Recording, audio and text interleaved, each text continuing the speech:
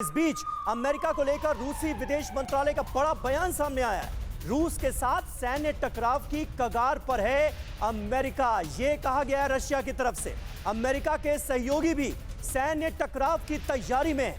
Nuclear ताकतों के टकराव की संभावना बढ़ती हुई नजर आ रही है। ये रूसी विदेश मंत्रालय की तरफ से ऑफिशियल स्टेटमेंट सामने आया। इसके क्या मायने नजर आते हैं त्रिगुनायत जी, आपसे जरूर समझना चाहेंगे, क्योंकि तनातनी लगातार रूस और अमेरिका के बीच बढ़ती जा रही है। अमेरिका से तमाम ऐसे वीडियो सामने आ रहे हैं जहां पर नागरिकों को यह बताया जा रहा है कि अगर परमाणु हमला हो जाए तो आपको कैसे अपनी जान बचानी है। इन चीजों को अगर हम जोड़कर देखें, क्या आशंका नजर आती है? देखिए, जब भी कभी विश्व युद्ध होता है तो आप देखिएगा कि वो एक छोटी सी इंसिडेंट से शुरू होता है जी, और छोटा सा बहाना चाहिए। इस वक्त बहाने बहुत बड़े हैं, लेकिन जहां तक मुझे पता है कि G7 की मीटिंग में काफ़ी कोशिश की गई कि किस तरह से अब युद्ध को बंद किया जाए। और जो अभी आपने दिखाया कि कोई मीटिंग होने वाली है, प्रधानमंत्री मोदी ने आने के बाद में बात की प्रेसिडेंट पुतिन के साथ में, जो इंडोनेशिया के G20 के इस वक्त चेयर हैं, इंडोनेशिया के प्रेसिडेंट, वो भी वहाँ पर दोनों जगह गए हैं। तो इस वक्त सबकी कोशिश ये है, क्योंकि दुनिया इस वक्त, जैसा मैडम ने भी, अंशु जी ने कहा कि जो एनर्जी का क्राइसिस है, फूड का क्राइसिस है, फर्टिलाइजर क्राइसिस है, आप देखिए अगर ये 3-4 महीने के अंदर नहीं सॉल्व होता है तो यूरोप की हालत बहुत ख़राब हो जाएगी, अमेरिका की हालत और ज़्यादा ख़राब हो रही है।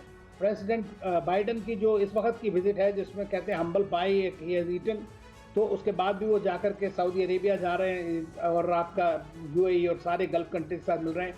वो चाहते हैं कि किस तरह से जो ईरान ठीक कह रहे हैं आप त्रिगुनायत सर। जैसे जैसे ये वक्त बीत रहा है, ये युद्ध लंबा खिंचता जा रहा है, व्यापक तौर पर वैश्विक असर इसका हमें देखने को मिल रहा है अलग अलग देशों पर, फिर चाहे वो खुद वो नेटो कंट्रीज क्यों ना हो जो यूक्रेन की मदद करते हुए नजर आ रहे हैं। रूस और चीन को एक साथ परास्त करने की अमेरिका की एक बड़ी तैयारी है और उसी से जुड़ी बड़ी खबर यह है 19वीं सदी के हवाई हमले का फॉर्मूला अपनाएगा अमेरिका।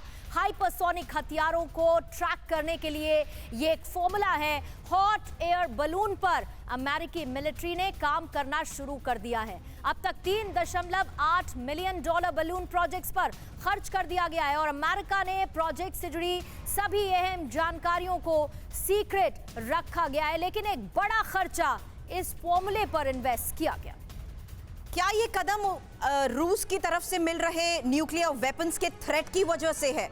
इस स्ट्रैटेजी पर अपने एक्सपर्ट्स के साथ बात करें उससे पहले ब्रह्मास्त्र पर अमेरिकी बाण को लेकर ये बड़ी डिटेल आपके सामने, जहां पर इसकी ऊंचाई, इसका एक एक इनपुट हम आपको दे रहे हैं। 60,000 से 90,000 फीट तक की इसकी ऊंचाई बताई जाती है। दुश्मन देश के हाइपरसोनिक हथियार इसके जरिए ट्रैक किए जा सकते हैं। $3.8 मिलियन बलून प्रोजेक्ट्स पर खर्च को लेकर भी इनपुट है। इस बीच ये भी बता दें कि 2023 का वक्त बताया जा रहा है, 2023 तक $27.1 मिलियन खर्च करने का ये प्लान है, जहां एयरबॉर्न सेंसर्स का बड़ा हिस्सा इसे कवर करेगा। बलून सैटेलाइट से ही बेहद कम खर्च में तैयार भी करेगा ये बलून। हर हॉट एयर गुब्बारे में फ्लाइट कंट्रोल यूनिट होगी इसमें, और साथ ही सोलर पैनल से चार्ज होने वाली बैटरी से भी ये यूनिट चलेगी।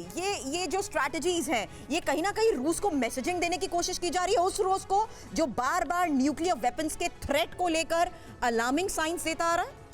देखिए, अमेरिका और रशिया में ये जो टेक्नोलॉजी को लेकर के वॉर है, ये सुर भी कोई नया नहीं है। पूरे शीत युद्ध के दौरान हमने देखा कि किस प्रकार से दोनों देशों ने इस प्रकार से बार बार सामने आकर अपनी नई नई तकनीकों को दिखाकर, प्रयोग कर कर अपने आप को सर्वश्रेष्ठ बताने की कोशिश की। तो ये जो है, इसको हम एक टेक्नोलॉजिकल वॉरफेयर के साथ साथ एक साइकोलॉजिकल वॉरफेयर से भी जोड़ करके देखें।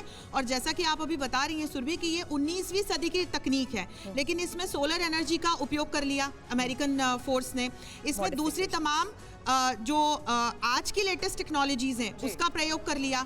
तो एक चीप एंड बेस्ट टेक्निक को लेकर के यूएस रशिया के सामने आया है, लेकिन रशिया के जो न्यूक्लियर थ्रेट आ रहे हैं उसी को काउंटर करने के लिए कहीं ना कहीं अमेरिका ये संदेश दे रहा है, बार बार ऐसे कि संदेश तुम सामने आओगे तो फिर हम भी सामने आएंगे। बिल्कुल सही, आपका जो एनालिसिस है वो यही बताता है।